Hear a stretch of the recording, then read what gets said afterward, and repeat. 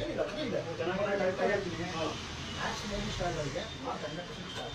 ಒಂದು ಎರಡನೇ point sweet mannerism ನೋಡೋದು, ಅದತ್ತು ಸಿಗ್ನೇಚರ್ ಆಮೇಲೆ ಆ್ಯಕ್ಷನ್ ಸೂಪರ್ ಆಗಿದೆ. ಏನು ಒಳ್ಳೆ ಒಳ್ಳೆ ಸಾಂಗ್ ಎಂಟ್ರಿ ಸಾಂಗ್ ಇದೆ, ನಮ್ಮಕ್ಕ ಇದೆ, ಆಮೇಲೆ ಮಸ್ತ್ ಮನೆಕ ಇದೆ. ಅವಾಗ ಡ್ಯಾನ್ಸ್ ಮಾಡಿದ್ರಿ ಸೂಪರ್ ಆಗಿತ್ತು.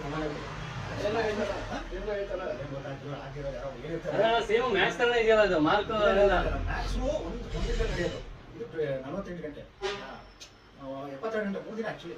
ಬಟ್ ಸ್ಟೋರಿ ಚೇಂಜ್ ನೋಡಿದ್ರೆ ಮ್ಯಾಕ್ಸ್ ತರನೇ ಫೀಲ್ ಕೊಡುತ್ತಲ್ಲ. ಕೊಡ್ಬೋದು, ಬಟ್ ಅದರಲ್ಲಿ ಫುಲ್ ಬರೀ ನೈಟೇ ಇದು ಬೆಳಗ್ಗೆನೂ ಇದೆ.